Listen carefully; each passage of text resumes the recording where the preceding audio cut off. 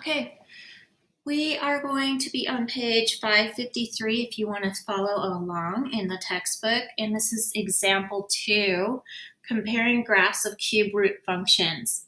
So the first thing I want to do is I want to make a t-chart and pick some numbers to put in there. Now remember, I'm looking for numbers that are easy to cube, okay? So in other words, if it comes out to 0, the cubed root of 0 is 0. If it comes out to 1, the cubed root of 1 is 1. If it comes out to 8, the cubed root of 8 is 2. Okay, and the reason for that is because 2 times 2 times 2 is 8. So I'm looking for those numbers. So down here on my t-chart, I am going to start with 2. Negative 2, sorry. So negative 2 plus 2 is 0. The cubed root of 0 is 0. So this is just 0. Okay, if I do negative 10, let's try negative 10, then I'll write this one out for you. So you have g of negative 10 equals the negative cubed root of negative 10 plus 2.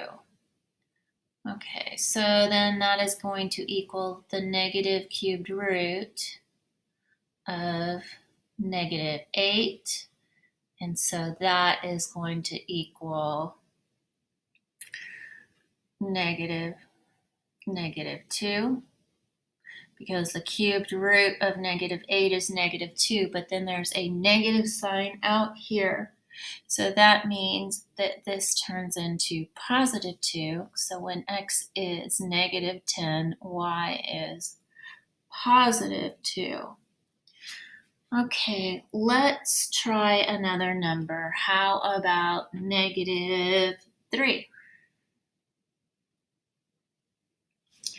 Okay, again, if I do that, if I have g of negative 3 equals the negative cubed root of negative 3 plus 2, that is going to equal negative cubed root of negative 1.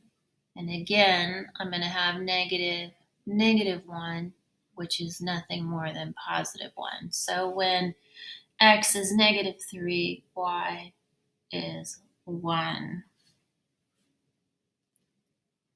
Okay, let's try 6.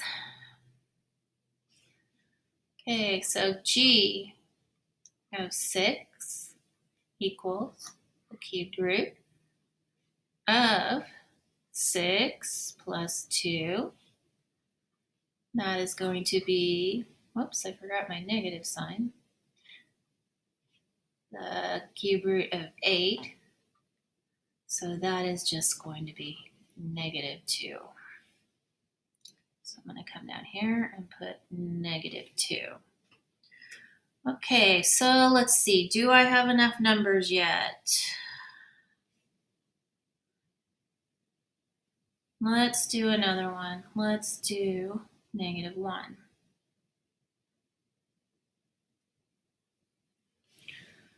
Okay. So if I have g of negative 1 equals the cubed root of negative 1 plus 2, and then we have our negative sign out front.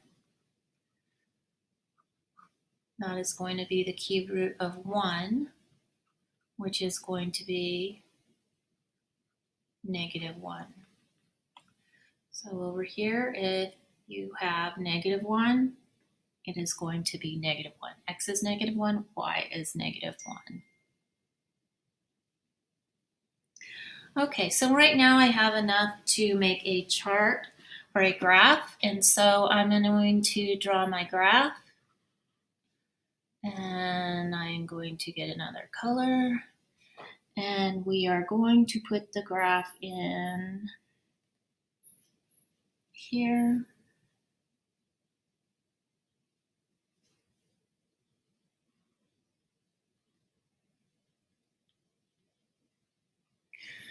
Okay, and that's approximately where it would be at. And that's all there is to it.